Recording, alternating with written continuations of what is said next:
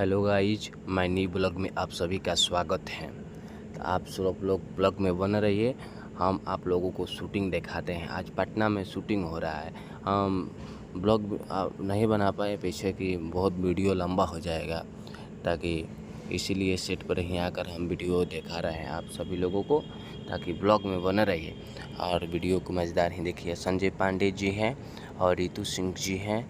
आप सभी लोग बताइए कि मूवी का नाम क्या है। प्लीज़ आप सभी लोग बताइए और देखिए कि शूटिंग कैसे हो रहा है। और पटना में खाई रितु सिंह जी हैं और वो डायरेक्टर साहब है।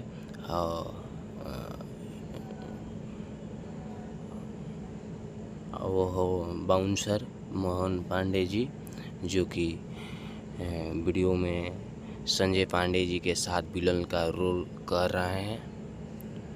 और प्लीज़ आप सभी लोग चैनल को सब्सक्राइब कीजिए और शेयर कीजिए। प्लीज़ एक एक कमेंट कर दीजिए ताकि मेरा दिल खुश हो जाए। हर हर महादेव।